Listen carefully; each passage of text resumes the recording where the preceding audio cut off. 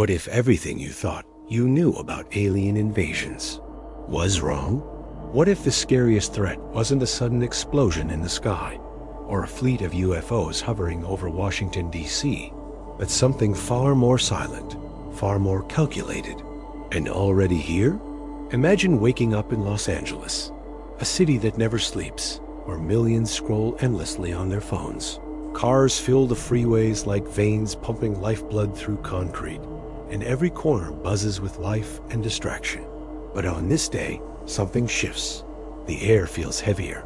The birds stop singing, and somewhere far above, hidden behind the blinding sun, something is watching. For decades, Hollywood has sold us the same story.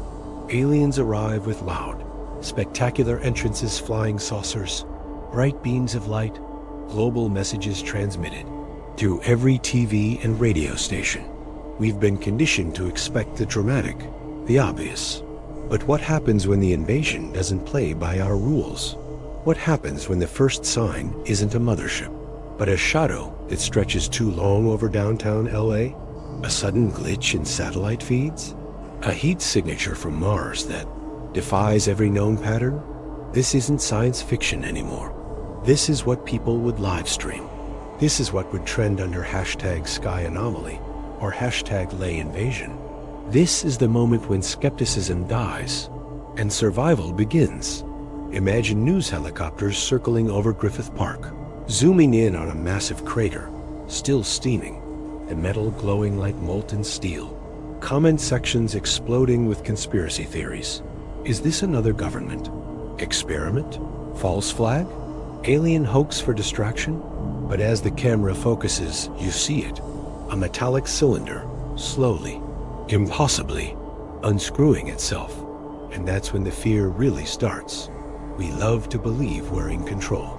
That no matter how bad things get, our technology, our military, our collective intelligence will save us. But deep down, there's always been this primal fear. The fear that something stronger, something smarter, something cold and unfeeling might already have its eyes on us, watching, calculating, waiting for the perfect moment to strike. And Los Angeles, with its endless crowds, its tangled highways, its obsession with fame and distraction, becomes the perfect hunting ground. You think you'd have time to escape? To pack a bag, gather your loved ones, drive out to the desert? The truth is, most people wouldn't even recognize the threat until it was too late. One moment you're scrolling through your feed, and the next, the sky turns black at noon.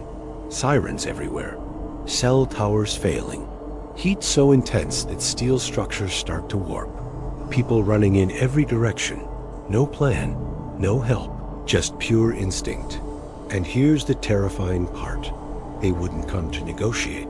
There'd be no warning, no chance to surrender. They wouldn't see us as intelligent beings. To them, we'd just be another resource, another species to harvest, dissect, consume. For decades, storytellers like Orson Welles tried to warn us through fiction, through radio dramas that blurred the line between entertainment and panic. But this time, there'd be no radio broadcast, because the networks would collapse before the first announcement finished airing. This isn't a movie. There's no dramatic president's speech, no last-minute heroics. This is survival, raw, chaotic, and merciless.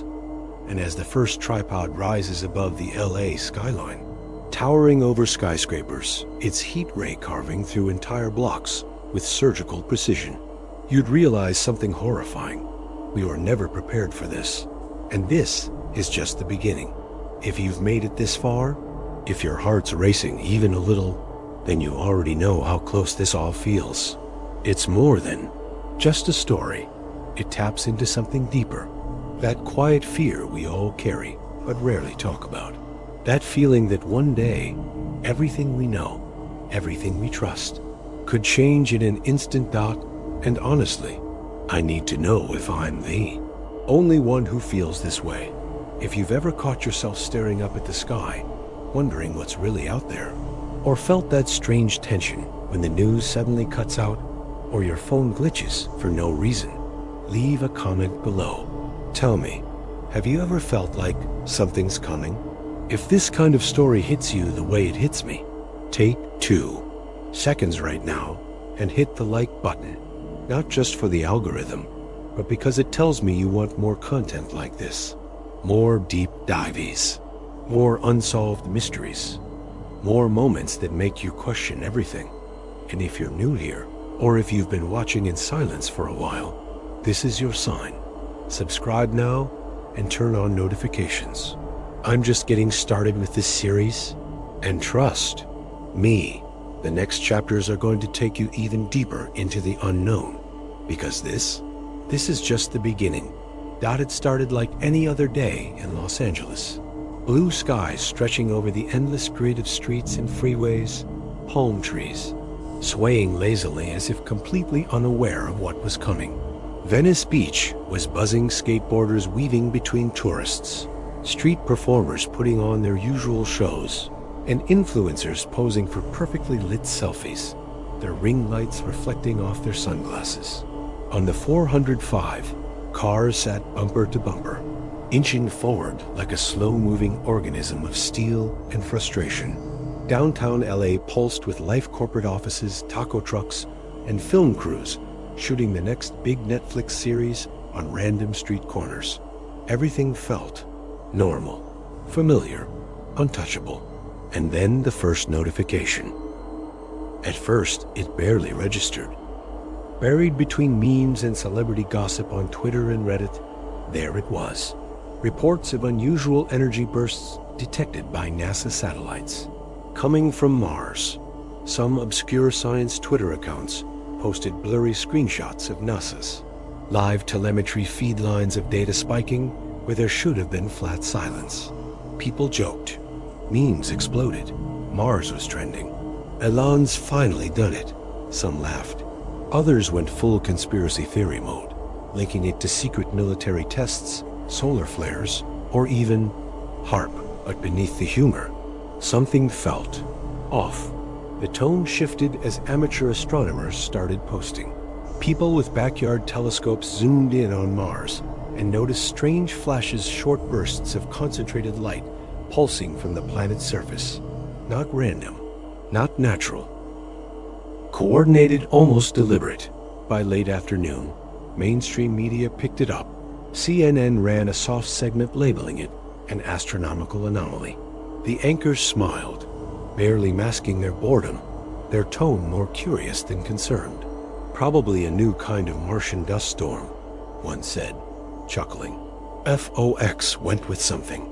A little more dramatic, talking about mysterious signals from Mars and speculating wildly about extraterrestrial life.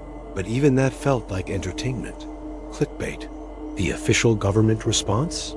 Total denial. A quick statement from NASA. Routine energy fluctuations. No cause for alarm. The White House press secretary gave a short, dismissive comment when pressed. We're monitoring the situation closely, but there's no credible threat. And just like that, most people moved on. Night fell over LA, and with it, the first real sign that this wasn't a joke. Around 8:30 p.m., social media feeds flooded with videos from people all across the city. Strange lights. Not on Mars anymore.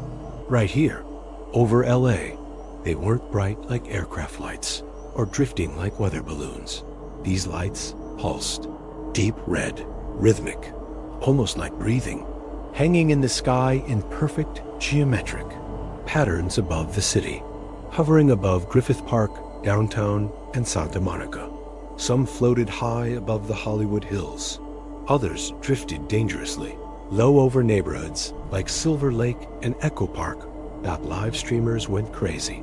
TikTokers climbed onto rooftops, phones in hand, filming themselves pointing excitedly at the sky. YouTubers scrambled to get their drones up for aerial shots. News helicopters hovered, giving the first shaky, zoomed-in footage of the glowing formations. Every major channel cut into live coverage. Theories ran wild. Was it a drone? Light show? Some kind of promotional stunt for a new sci-fi movie? Others started posting grainy comparisons to ball lightning or St. Elmo's fire. Reddit threads exploded with speculation.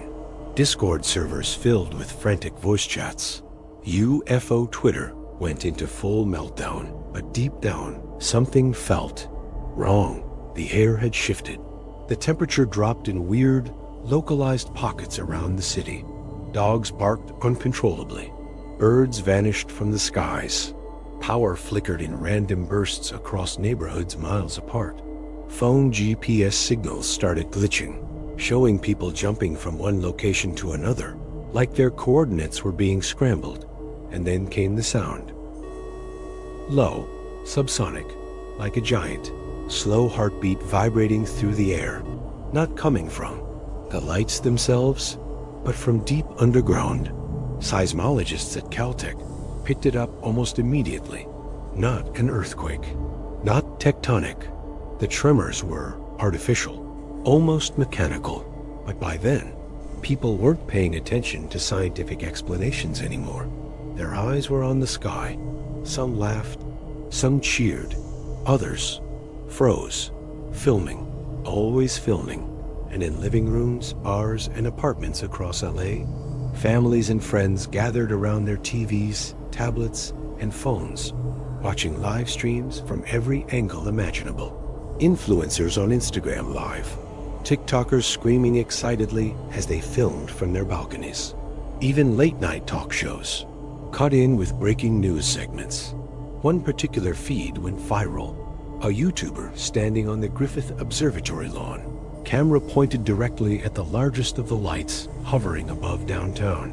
His voice cracked with excitement as he narrated in real time.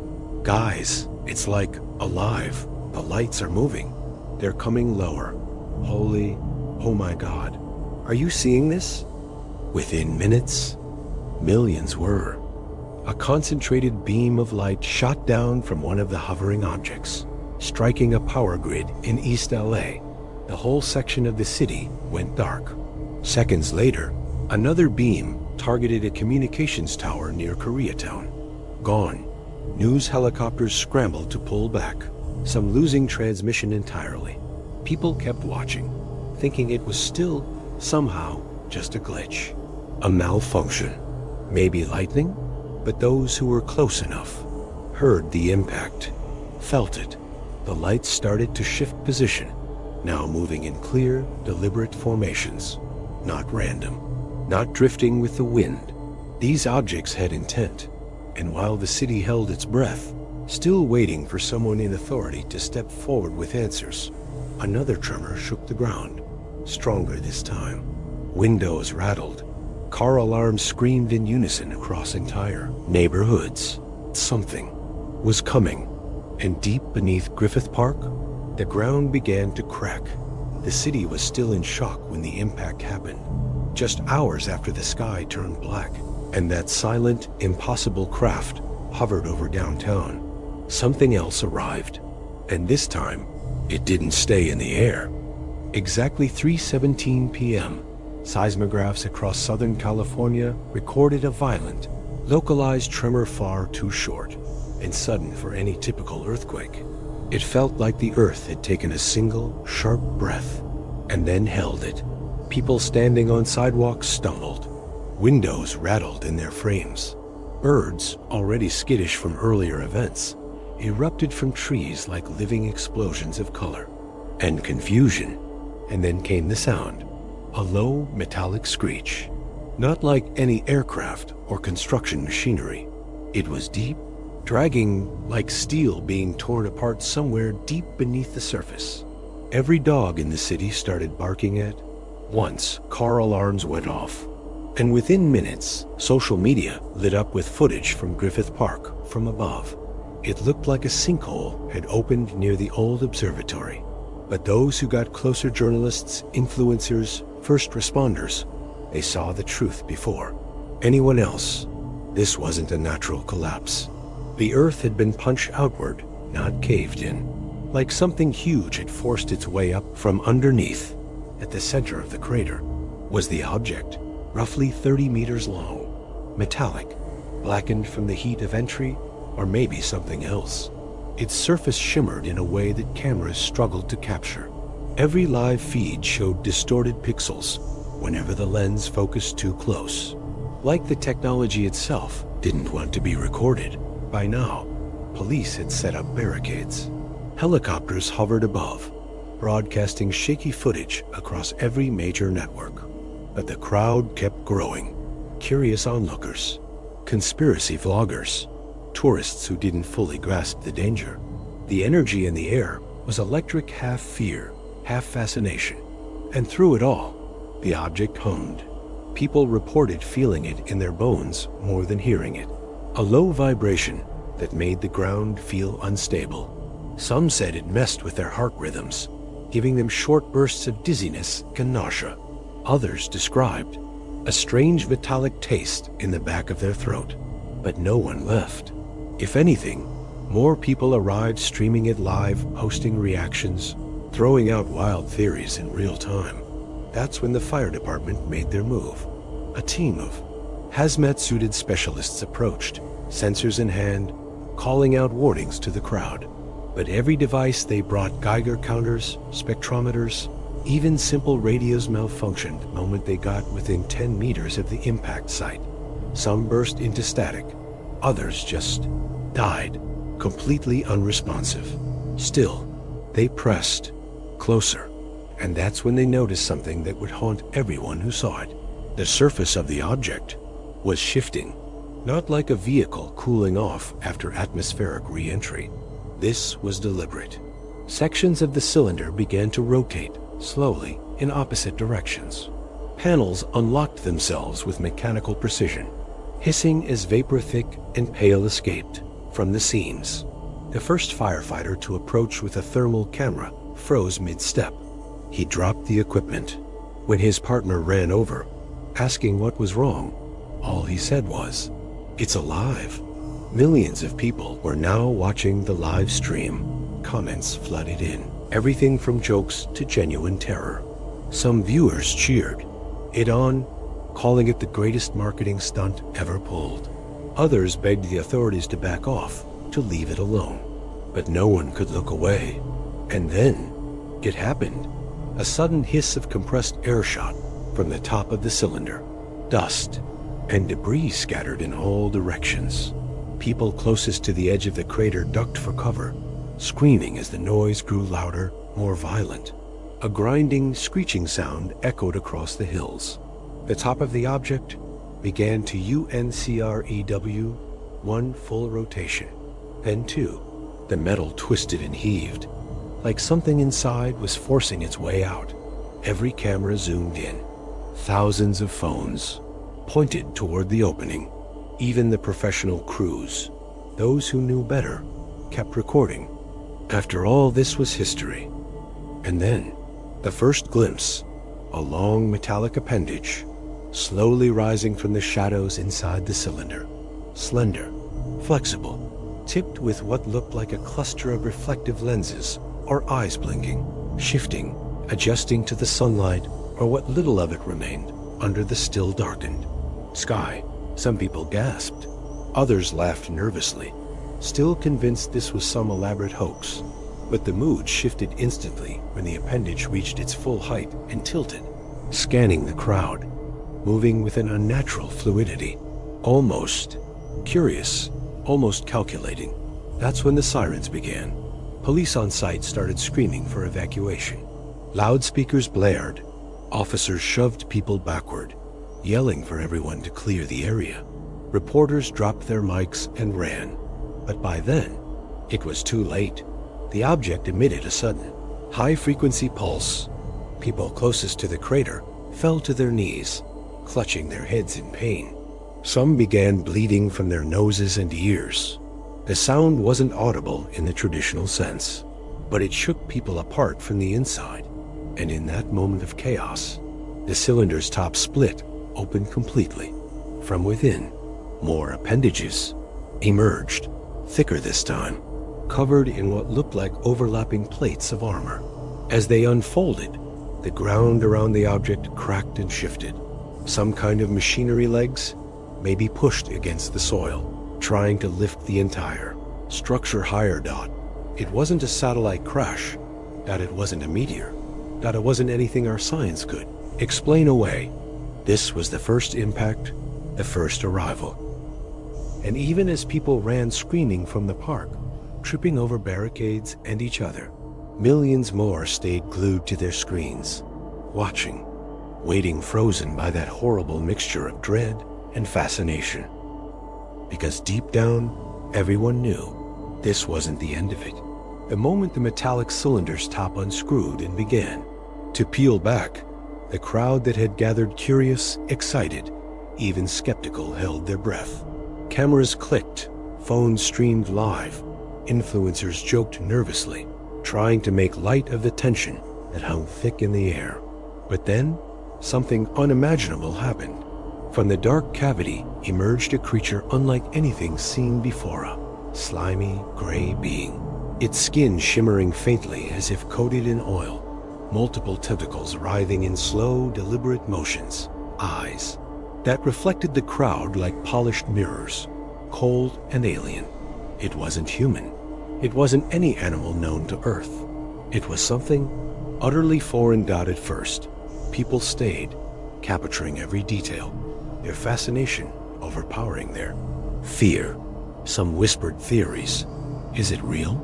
A government experiment gone wrong? A hoax? But deep down, something primal urged caution, a warning ignored in a flood of viral footage. Phones streamed the scene live. Social media exploded, with hashtags like #LaunderAttack and #MarsInvasion, turning a local spectacle into a global event in seconds.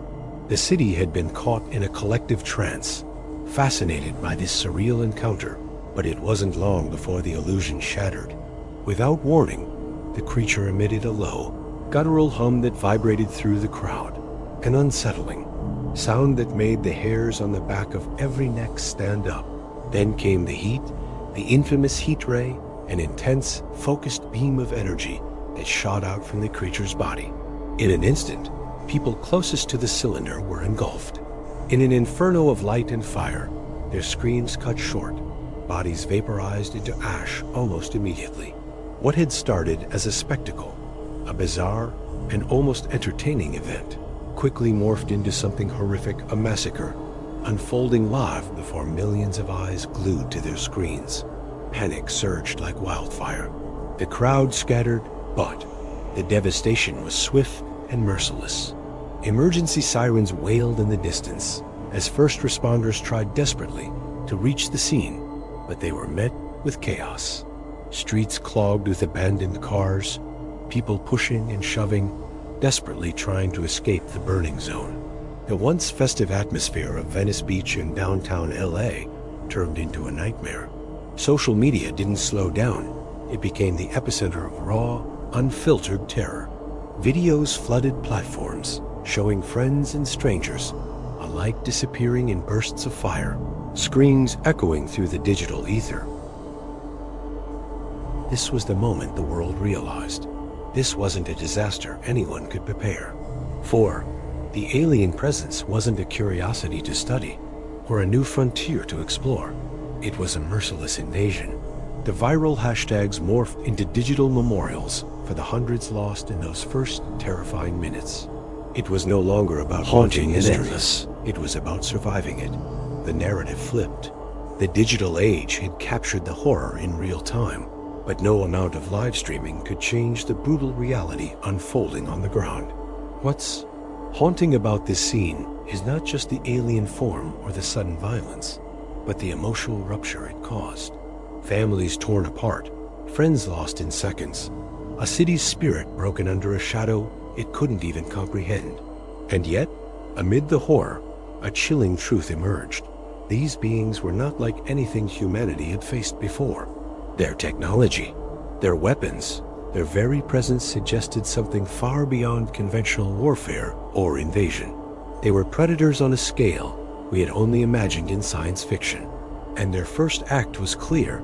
They came to conquer, to dominate, to annihilate. As emergency broadcasts scrambled to report and warn, social media became the front line of a new kind of warfare. The battle for information, for survival, for truth. Memes and jokes gave way to sobering reality.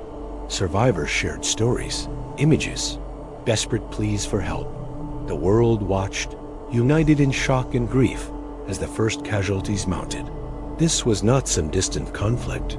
It was happening in real time, in the heart of one of the world's greatest cities. In the midst of this chaos, a question burned in everyone's minds. How could something so alien, so devastating, have arrived without warning? How could humanity have been so unprepared for a force that seemed unstoppable? The first Martian encounter was not just a physical attack. It was a psychological blow, a shattering of the illusion that Earth was safe, that our technology and defenses were enough.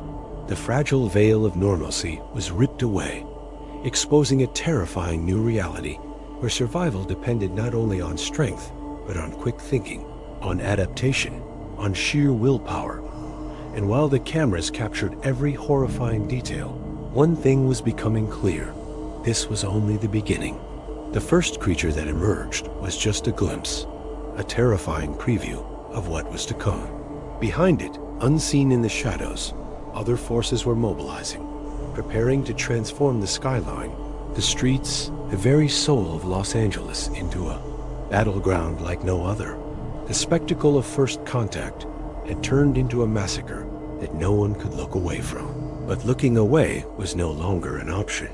The city was burning, the invaders were advancing, and the world was waking up to a nightmare it never saw coming. We're now at the edge of understanding the true scale of this invasion, and what happens next will change everything we thought we knew about war, survival, and what it means to be human in the face of the unknown. This is the third part of our story, the moment when first contact becomes first casualties. The nightmare has just begun, and what follows will only deepen the terror. Stay with me, we're far from done.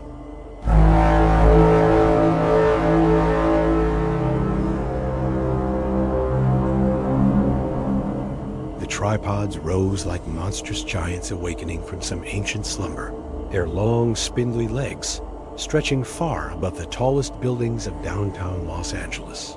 The U.S. Bank Tower, which once dominated the city skyline, now seemed like a mere child standing before titans. Each tripod was a terrifying vision of alien engineering, sleek, metallic, and impossibly massive, moving with a mechanical precision that defied any earthly machine. The ground shook beneath their every step, and the air was filled with a strange, low-frequency hum that sent a chill straight through the bones of anyone who heard it. What followed was nothing short of apocalyptic. The Martians unleashed their heat rays, beams of pure, searing energy that cut through steel, concrete, and flesh as if they were paper. The rays swept across skyscrapers, turning windows into molten glass, and sending shards raining down on the streets below. Freeways, once bustling with cars and commuters, crumbled and buckled under the relentless assault.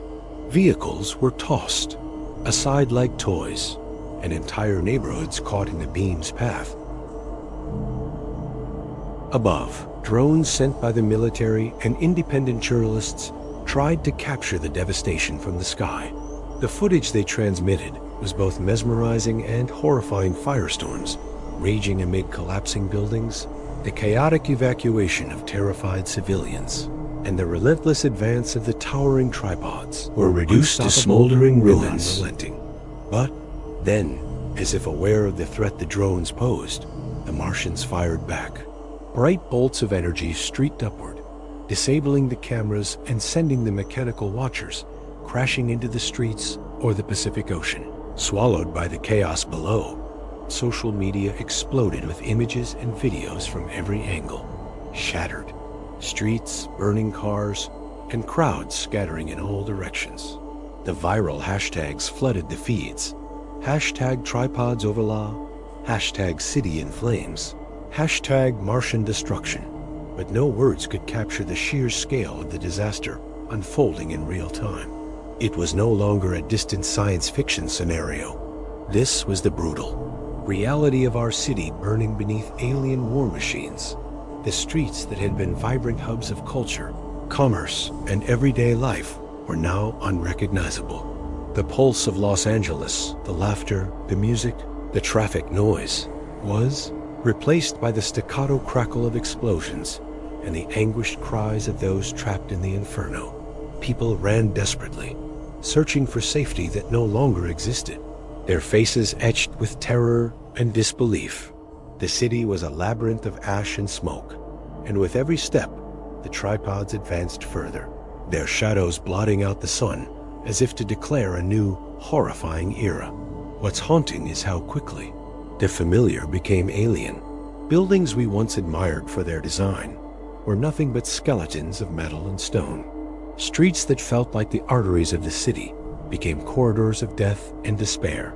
The urban jungle transformed overnight into a battlefield between humanity and a force that seemed indifferent to our existence.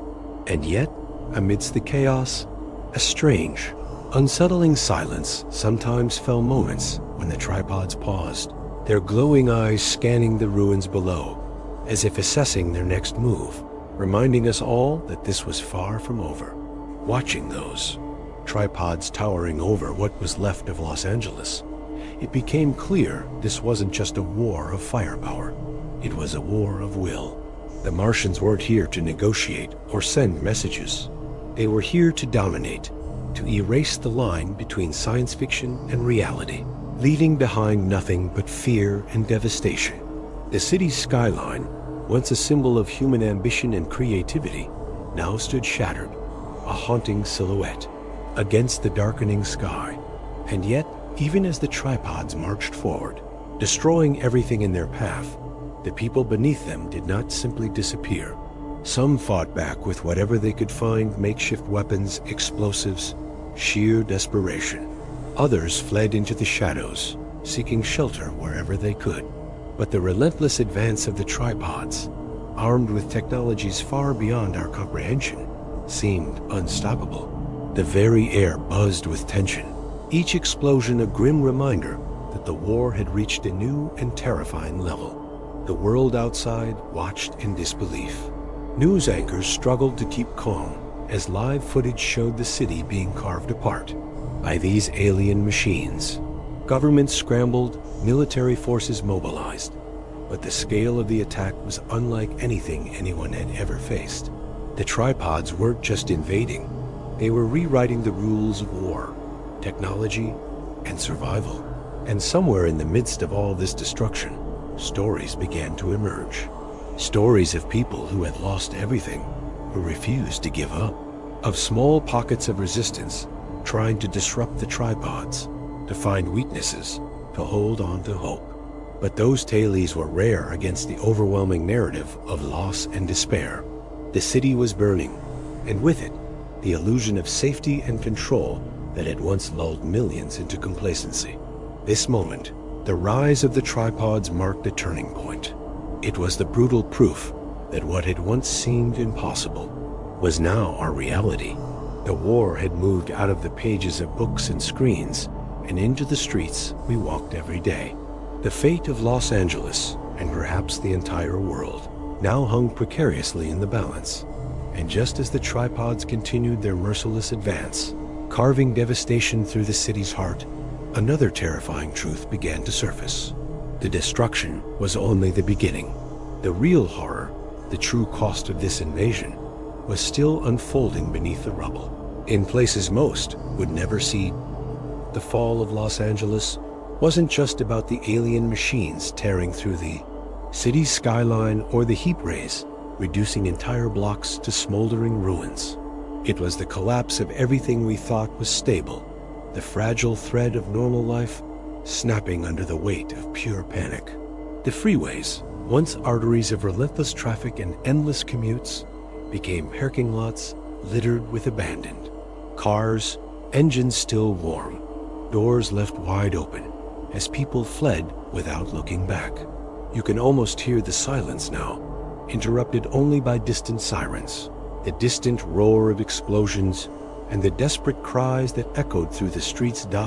In those first hours, the chaos was almost unimaginable. Metro stations designed to hold tens of thousands were overflowing with terrified families clutching each other, some with children in arms, others pulling along elderly relatives who could barely keep up, faces twisted in fear, eyes wild with disbelief, some screaming for help, others too stunned to move.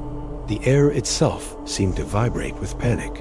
The LAPD, overwhelmed beyond measure, tried to hold lines that no longer existed. National Guard. Troops poured in, but even their numbers weren't enough against the tide of people flooding every escape route. And escape was an illusion. There was nowhere to go. No safe haven, no sanctuary. The city was locked down in a nightmare with no exit. Emergency broadcasts crackled across every frequency radio. TV, phones urgent commands to evacuate, to find shelter, to stay calm. But the commands rang hollow, drowned out by the screams of the streets and the constant haunting hum of the tripods above. People were desperate, but desperation turned fast into something darker. It wasn't just the Martians chasing them anymore. It was fear turning neighbors against neighbors, friends against friends. Stories surfaced of people fighting over water, stealing supplies from one another, abandoning loved ones to save themselves. Social media, once a tool for connection, became a feed of Chaos Live TikToks and Instagram stories, streaming raw footage of the city unraveling in real time. Videos showed crowds running blindly, tripping over debris, some caught and dragged, off by those monstrous mechanical claws. Others were barricading themselves in stores and homes, setting fires to block streets, screaming into the void as everything they knew burned. You could feel the weight of humanity's fragility crushing down, heavier than any alien weapon. We like to think we're resilient, that we hold it together in crisis. But in Los Angeles, under the shadow of those towering tripods, that illusion shattered. The city wasn't just under attack from another world. It was under attack from itself. The basic social fabric tore apart, exposing raw fear and primal survival instincts. The crowded shelters filled up quickly, turning into cages of despair where families huddled silently, listening to the distant screams outside and wondering if they'd be next. The images that flooded every screen weren't just of destruction. They were of broken lives.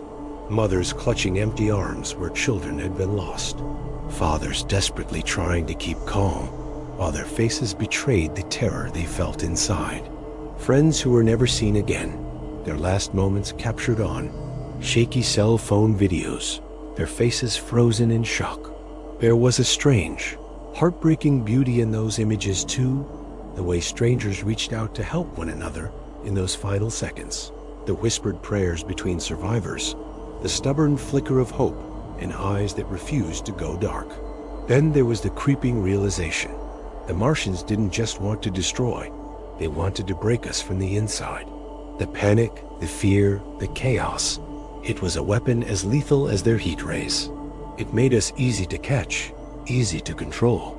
As the city crumbled, the human spirit was tested in ways no one could have predicted. Some rose to the occasion, risking everything to help others, forming impromptu rescue groups, guiding the lost through the wreckage. But many more lost themselves, consumed by terror and the crushing weight of hopelessness. The roads became rivers of abandonment, cars left idling, doors flung open, forgotten belongings strewn across asphalt, cracked by explosions. No one had time to think about what they were leaving behind. Their minds were on survival, and survival alone. The very infrastructure meant to protect us, highways, transit systems, emergency services, fell apart under the pressure, swallowed by the growing nightmare. Communication lines faltered as the power grid failed. Cell towers went silent. The once bustling digital world that had kept millions connected was now a ghost town. In those moments, isolation settled like a suffocating fog. People were trapped in their own pockets of terror, unable to call for help or find others. The silence between blasts and screams was deafening. It was a city caught in a nightmare loop where every second brought new horrors and no relief. And yet through the chaos, there were moments of startling humanity. Stories of strangers sharing their last bites of food, of people risking their lives to pull others from burning buildings, of quiet acts of kindness whispered amidst the screams. But those moments were fragile, fleeting, and often swallowed by the overwhelming tide of fear and destruction. This was no longer just an invasion. It was a collapse of everything we thought we were: civilization, community, safety. The city we loved was falling apart, not just from the Martian technology that loomed over it, but from the unraveling of our own humanity under pressure. The fall of Los Angeles wasn't just the fall of a city, it was the fall of what it meant to be human in the face of the unknown. The question that haunted everyone in those desperate hours was not just how to survive the Martians, but how to survive themselves. Because in that panic, in that chaos, the greatest enemy wasn't the alien machines towering over us. It was the fear and desperation growing inside every one of us. The very thing we thought would save us, our connection to each other, was fracturing, leaving us isolated and vulnerable. And as the sun set behind the burning skyline, the city didn't just fall to alien invaders, it fell to the unraveling of order, the collapse of trust, the erosion of hope. But even in that darkness, the story was far from over. The battle for Los Angeles wasn't just on the streets or in the skies. It was inside every soul trying to hold on. This is the story of mass panic, the fall of a city that was more than buildings and roads. It was the fall of faith, the fall of certainty, the fall of all we thought we could count on. The moment the black smoke began to seep into the streets of Los Angeles, everything shifted. It wasn't just another weapon of destruction. It was a new kind of horror, creeping silently yet suffocating everything in its path. At first, people tried to ignore the creeping darkness, telling themselves it was some kind of industrial accident or fallout from the chaos.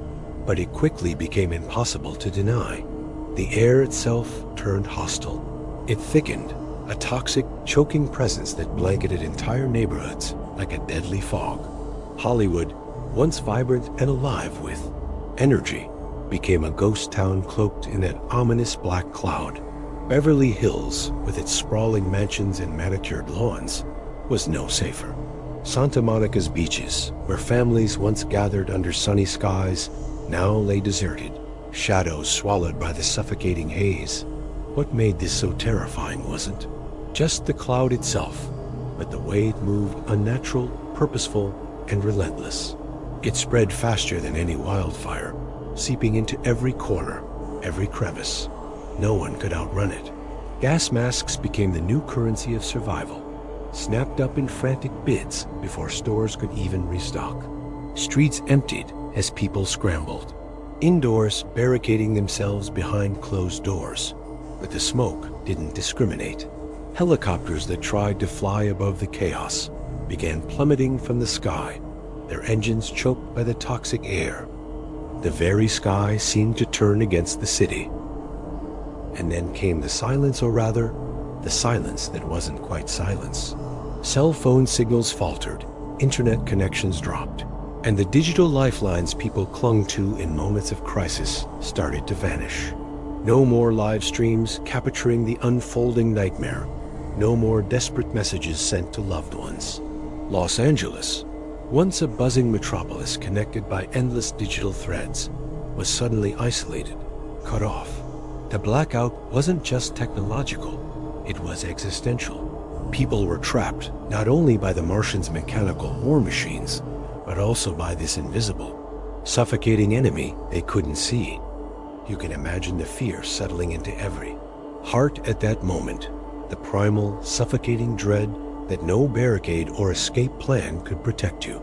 It wasn't just about dodging heat rays or outrunning tripods anymore. The black smoke was a reminder that the invasion wasn't just physical. It was chemical, biological, psychological. It felt like the Martians were erasing the very breath of life from the city. And for those still moving, the air tasted like death. Hospitals overflowed with people gasping for air, clutching their throats, eyes wide with panic as their lungs betrayed them.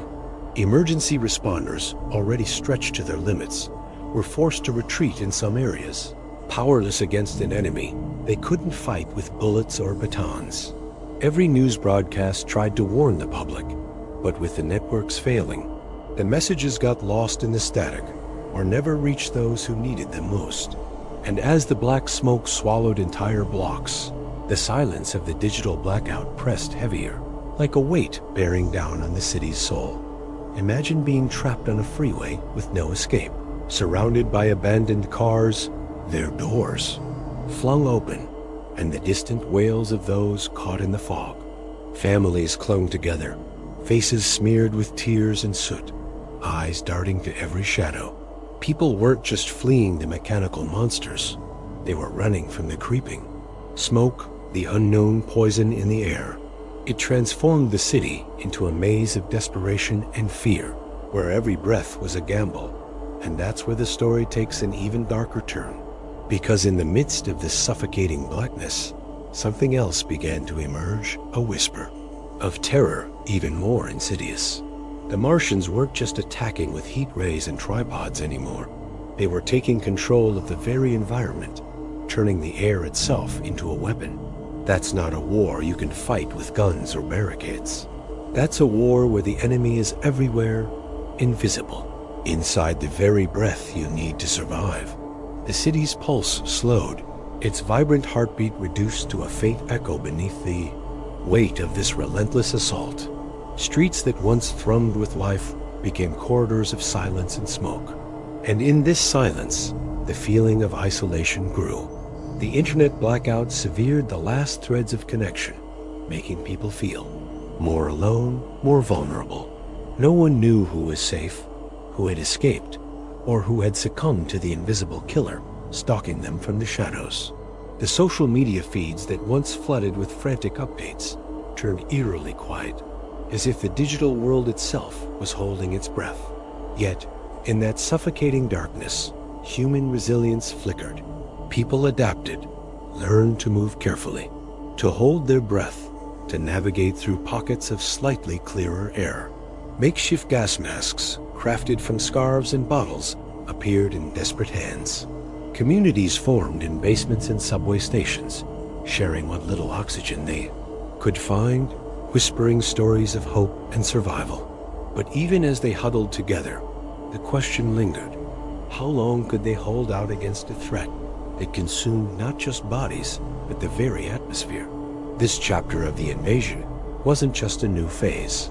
It was a brutal escalation. It transformed the battlefield from open streets and towering skyscrapers to something far more personal, into every inhale, every heartbeat, every desperate gasp for survival. The black smoke was a reminder that this was no longer just a war of machines and weapons. It was a war against the essence of life itself. And as the air grew thicker and the darkness pressed in tighter, it became clear that running wasn't enough anymore. The city wasn't just burning, it was suffocating. The fight for survival had turned inward into the very lungs of Los Angeles. We're now living a moment where the enemy has rewritten the rules.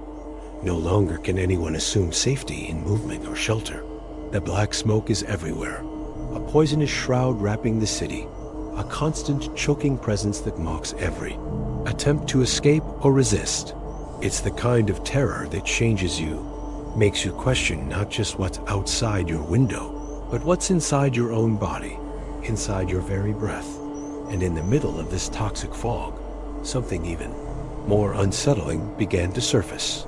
A silence so deep, so absolute, that it almost felt alive, watching, waiting. The blackout wasn't just about lost signals. It was as if the city's spirit itself was being smothered.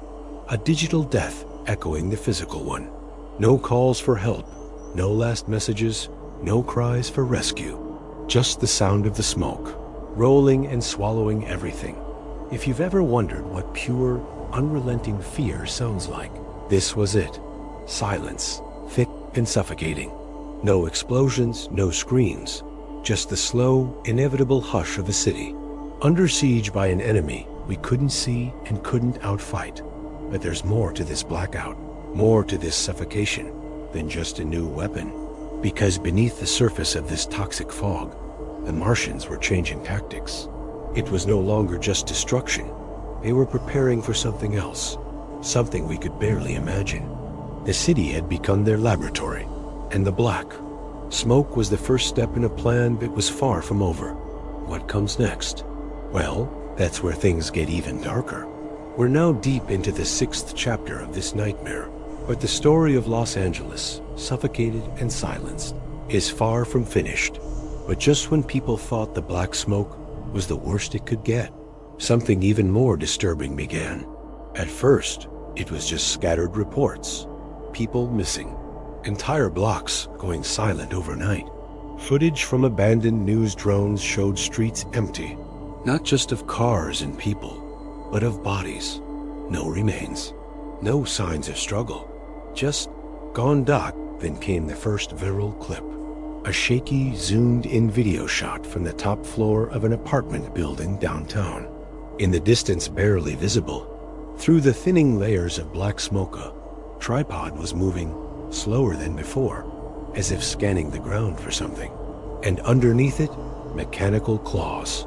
Giant, insect-like pincers reaching down, scooping up entire groups of people. From the freeway, dozens at a time. Struggling figures lifted into the air like toys. The camera zoomed in just enough to catch the horrifying detail. The people weren't being incinerated. They weren't being dropped. They were being collected. Her video surfaced hours later. This one from a news van stationed on the 405 near Westwood. The crew had been trying to get out of the city when they got stuck in gridlocked traffic.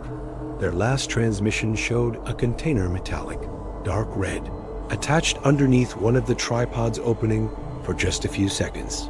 Enough time to glimpse what was inside. Rows of humans, packed tightly, motionless, not dead, not conscious, just stored stacked like cargo.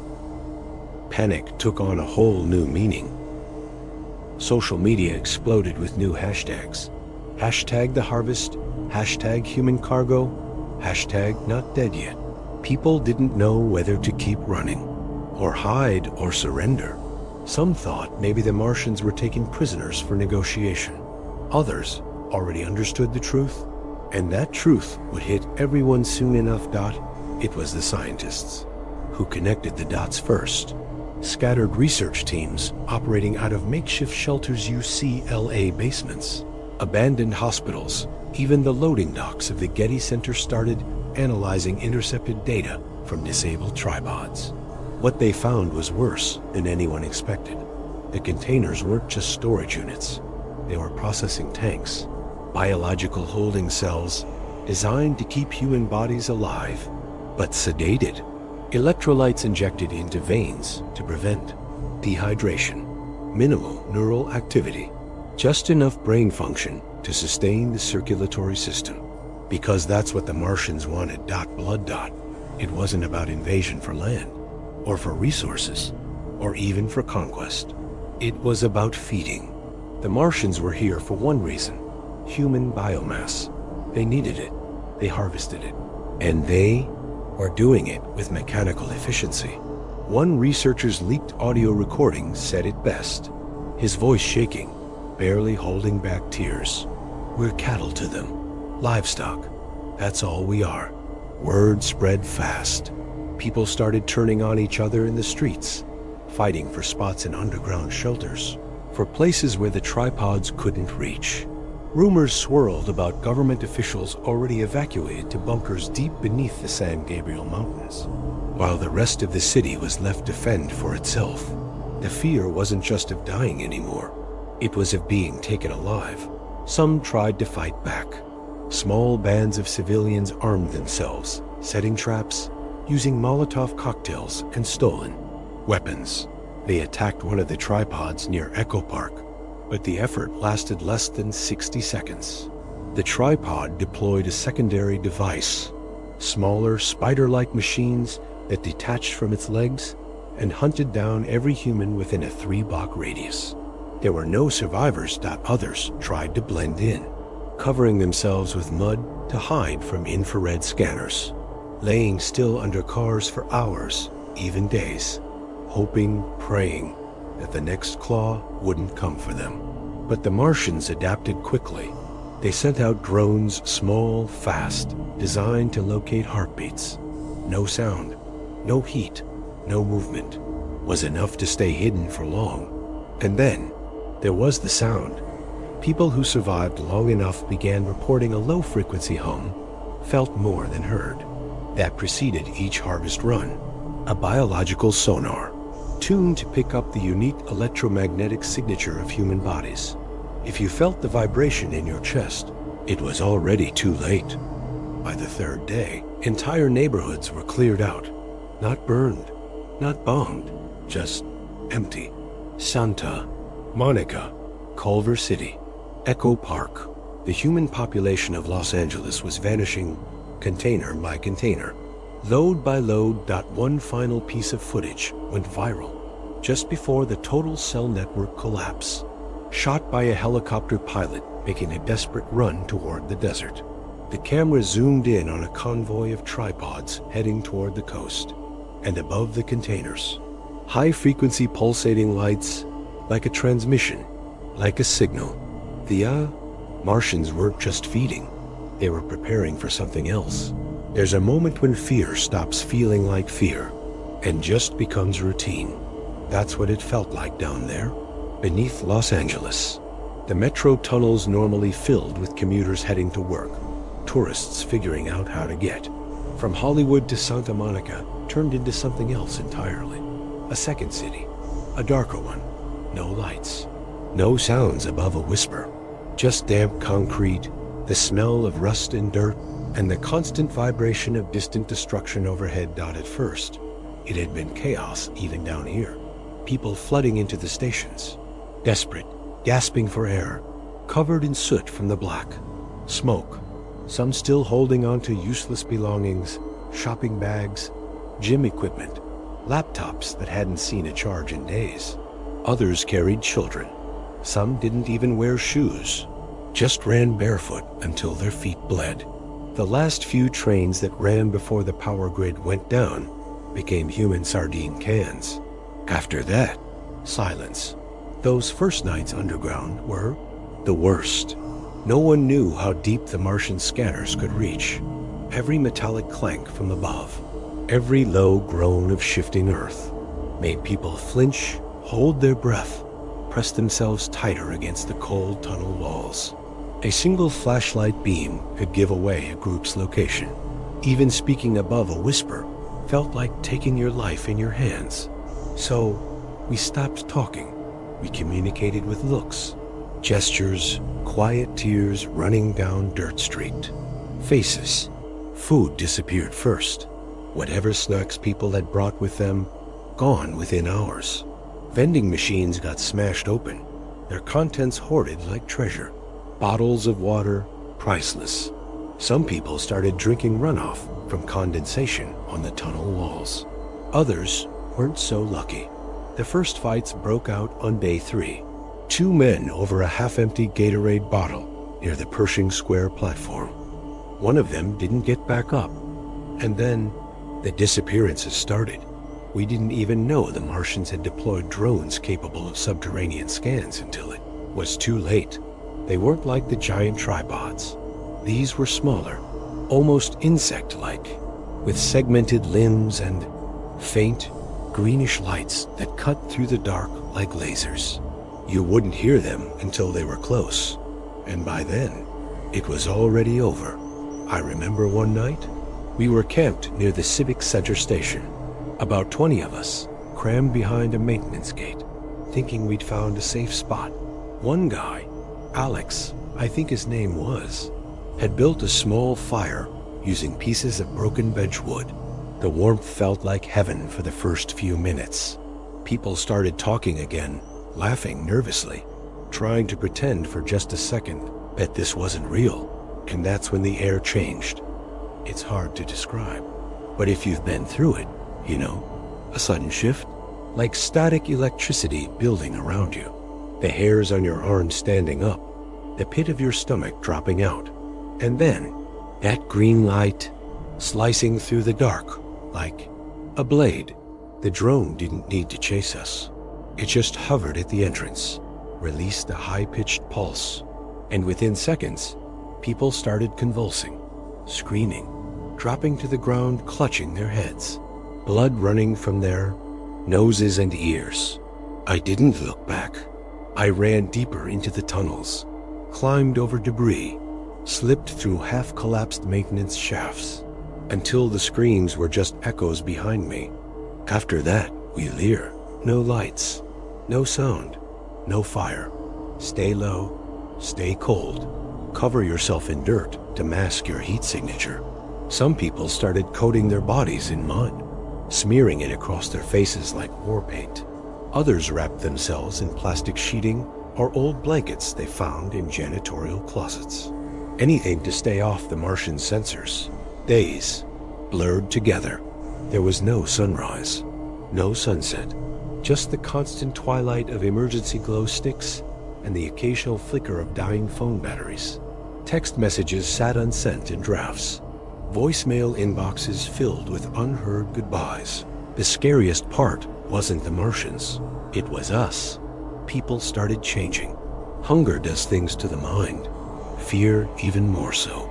I saw people turn on each other over scraps of food. Watched friends abandon each other without a second thought if it meant even a slightly better chance of survival. There were rumors of worse things happening deeper in the tunnels, places where the light never reached, where groups of survivors had gone completely feral, but none of us dared to go down that far to check. Sleep became dangerous too. Nightmares came fast and heavy. Dreams of being scooped up, pulled apart, drowned in black smoke, or worse, waking up to find yourself inside one of those containers, unable to move, feeling your heartbeat slow as something drained the life out of you, drip by drip. One night, while scavenging near the Vermont Sunset Station, I found an old transistor radio, cracked but still working, static mostly, but once in a while, voices, faint emergency broadcasts, warnings to stay hidden, reports of other survivor pockets around the city groups sheltering in, parking garages, underground utility tunnels, even sewer systems. That's when I realized we weren't alone. Somehow, in all this darkness, hope still flickered, weak, but there got a group of us started moving together, creeping from one station to the next, trading whatever supplies we could find, sharing water, passing notes, written on scraps of cardboard.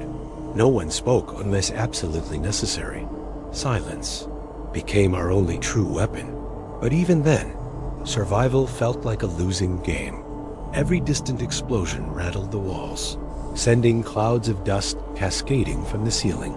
Metal support beams groaned under the weight of the city crumbling above us. Sometimes, it felt like the entire tunnel system would collapse at any moment, burying us alive before the Martians even had the chance. And then came the whispers, a rumor spreading through the survivors like wildfire, spoken in gasping breaths, written on bathroom walls in charcoal, passed from trembling hand. Something was happening up there, something none of us could explain. And for the first time since this nightmare began, the Martians were making mistakes. It didn't happen with a warning. No alarms, no sirens, no final broadcast telling us it was safe to come out. It started with silence, a stillness above ground that felt wrong. The distant sounds of destruction, those terrifying roars of tripods, and the screams that had become the background noise of our new reality. They just stopped. For hours, those of us hiding underground stayed frozen. Nobody dared speak it out loud, but we all felt the same thing. Something shifted. The vibrations in the concrete ceiling above us gone. The tremors that rattled our makeshift shelters gone. Even the air tasted different. Less charged, less heavy. Someone whispered, "Do you feel that?" We waited longer, half afraid it was a trap, some new Martian tactic to flush us out. But eventually, curiosity won. The first to go up was a teenage kid from our group, Jason. He'd been reckless before, taking risks none of us would. But this time, it felt necessary. We watched as he climbed the emergency maintenance ladder near the old 7th Street metro station, disappearing up into the access hatch. For 5 endless minutes, we held our breath. When he came back down, his face was pale, eyes wide, mouth trembling, and all he said was, "They're gone." That was enough. One by one, we emerged into a city that didn't feel like LA anymore. The sky, still tinted an unnatural gray from smoke and dust, stretched out above empty streets.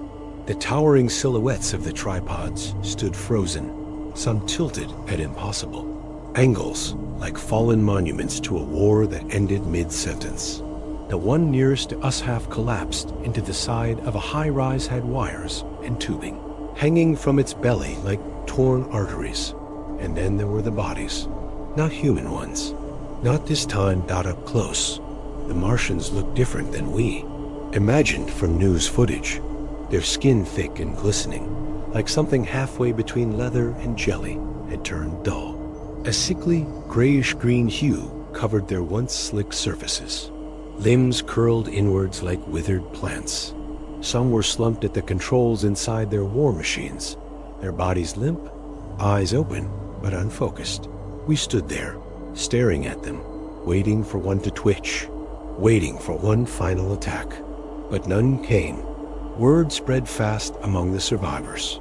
People ventured out from subways, basements, underground parking garages. Small groups appeared in every direction, blinking against the light they hadn't seen. For days, some carried makeshift weapons. Others were too dehydrated and weak to stand for long. But the expression was the same on every face. Disbelief. Not in downtown LA. A few scientists, those still alive, had gathered near one of the first tripods that had fallen. I remember watching as a team in hazmat suits climbed inside the cockpit, carefully extracting one of the Martian corpses for analysis. It didn't take them long to announce the cause, over the emergency radio frequency that had somehow come back, online for brief windows. A tired, hoarse voice crackled through. "We have confirmation. Pathogens. Airborne microorganisms native to Earth. Harmless to humans. Lethal to them." No one cheered, no one celebrated. Because how could we? We were still standing in the middle of a graveyard, one they had made for us, and one that somehow they had joined. As more survivors emerged, you could see the psychological whiplash hitting all of us. Just 24 hours earlier, we were fighting for every breath underground. Now we were walking freely through the ruins of downtown, past craters and collapsed buildings, under the unmoving shadow of dead war machines. Social media, when it flickered back online, became a digital flood of disbelief. Hashtags changed overnight from hashtag launder attack and hashtag Mars invasion to new ones, like hashtag tripods down and hashtag Martian plague.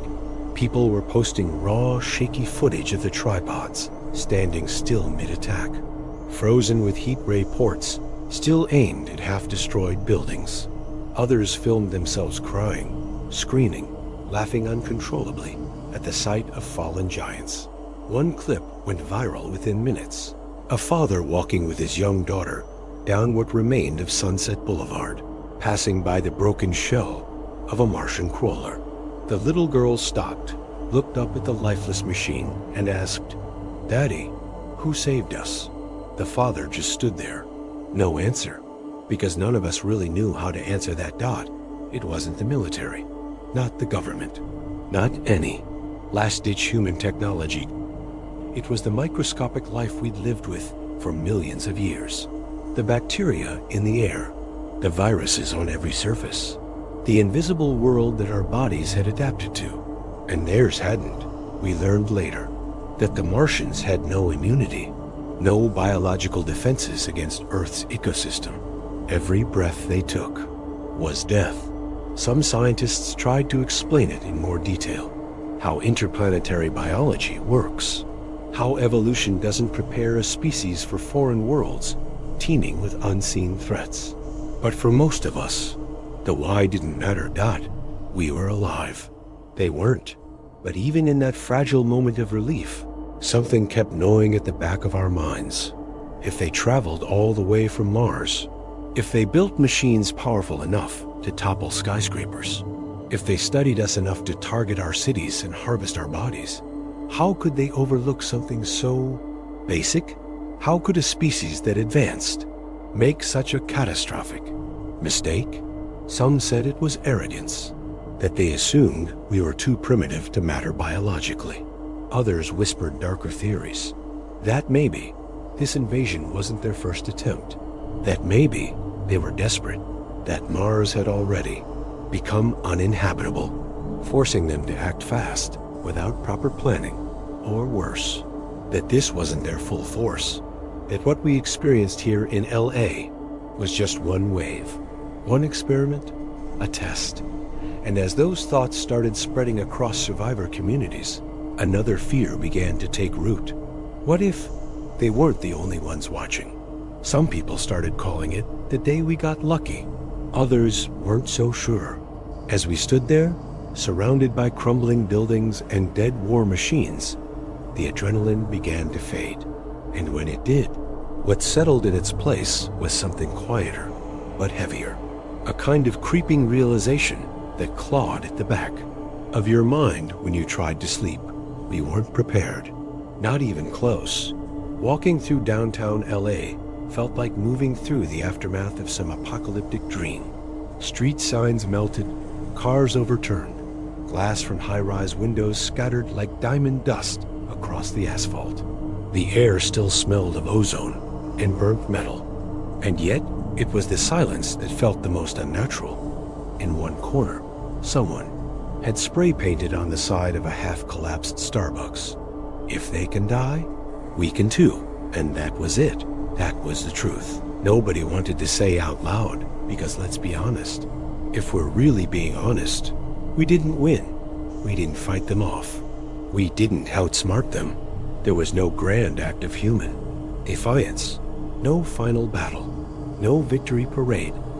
They died by accident, a biological coincidence. And when you look at it that way, when you let that sink in, the fear doesn't go away, it grows. Because what if they come back? That's the question that started popping up on every live stream, every Reddit thread, every late-night AM radio show, hosted by conspiracy theorists who suddenly didn't sound so crazy anymore. What if this was just the first wave? What if the next one knows about our bacteria? Government officials, when they finally resurfaced from their bunkers, tried to put a positive spin on it. Emergency broadcasts framed it as a triumph of Earth's natural defenses. The president gave a shaky televised address from a backup location somewhere in Colorado, promising full reconstruction, stronger planetary defense systems, international cooperation. All the right buzzwords, but none of that changed the look in people's eyes, because for days, weeks, survivors couldn't shake one simple truth. We came this close to extinction. I remember standing in line for emergency rations near Echo Park, listening to people swap stories like confessionals. One woman talked about how she held her kids under a kitchen table for 16 hours straight, stuffing towels under the door to keep the black smoke out. A teenager, still wearing a blood-stained hoodie, described hiding in the trunk of a stranger's car as the tripods passed overhead. Every story had a common thread: how close they'd come to death, how random their survival felt. You'd hear phrases like, "I was in the wrong place at the right time. If I'd left the building 2 minutes earlier, if my phone hadn't died, I wouldn't have stopped and ducked when I did." Survivor's guilt became as common as the dust in the air. Mental health centers popped up in makeshift tents, but the lines were longer than the ones for food. And then there were the people who refused to come back up at all. Entire groups still living underground, too afraid to trust the surface. Some convinced the Martians weren't really gone, that the still standing tripods were dormant, waiting, Others believed something even darker, that other beings were coming. That what we just survived was only step one in something much bigger. I overheard one guy say it at a food drop point. You don't send a scouting party unless you plan to follow up. The scientific community tried to drown out the paranoia with data. Experts appeared on the remaining news channels, breaking down the biology of the Martians, explaining how Earth's microbial life would wipe out any future invaders unless they genetically modified themselves first. But even that wasn't exactly comforting, because if they were advanced enough to cross space, build tripods, coordinate a planetary scale invasion, how long before they figured that part out too? People started obsessively watching the skies. Astronomy. Apps hit record downloads. Backyard telescopes sold out. Every bright star, every satellite passing overhead became something to worry about. And then there were the conspiracy videos that you couldn't scroll TikTok or YouTube without seeing. Them, clips dissecting government footage frame by frame, claiming that not all the Martian bodies were recovered, that some had disappeared from crash sites before cleanup teams arrived. Others swore they'd seen military transport trucks moving something large and covered out of downtown in the middle of the night. Hashtags like #FalseEnd and #They'reStillHere started trending. One viral video showed what looked like a secret convoy moving through the desert toward a classified facility. Comments exploded with theories. They're hiding survivors for study. They're reverse engineering the tripods. They're preparing for retaliation. And maybe the scariest theory of all, they made contact with something else. You could feel the collective psychological fracture happening in real time. On one side, people desperate to rebuild, to move on, to find some kind of normal again. On the other, people who believed this was just the beginning and were already prepping for the next invasion. And as much as I wanted to believe the worst was over deep down, I couldn't shake the feeling either, because late at night, when the streets finally went quiet again, you'd catch glimpses of something new. Military drones, hovering longer than necessary over civilian neighborhoods. Unmarked vans parked near old tripod crash sites. Engines idling with no one inside. Scientists in hazmat suits moving through areas that had already been cleared. And in the distance, on nights when the air was still and the city was asleep, some people swore they could hear it. A low-frequency hum coming from deep underground, like something still moving, waiting. If you've stayed with me until now, if you felt that in your stomach, that uneasy pulse in your chest while hearing this, it's because deep down, a part of you knows this isn't just a story. It's a warning, a reminder of how fragile everything really is. And if you felt it, if something shifted inside you while you listened, then this is the exact moment to take action. First, make sure you're subscribed to the channel. Seriously, if you've come this far, it means you're one of us. The kind of person who senses that there's more happening beneath the surface, more than what the news will ever tell you. Hit that subscribe button now, because trust me, the next videos we're releasing are going to take you even deeper into what's really going on. Also, if this message hit you in that uncomfortable, unexplainable way, I want you to scroll down and comment just 2 words. I felt it. That's it. No long explanation. No context needed. Just type, I felt it. It's our way of recognizing each other in this sea of noise. Our way of seeing who's really awake and who's still sleeping. And of course, if you haven't already, drop a like on this video. It's a small action, but it helps this message reach more people who need to hear it. And finally, if you think today's story was intense, you need to see what's coming next. There's another video already waiting for you, right here on the screen. Click on it now, because some things you shouldn't wait to know.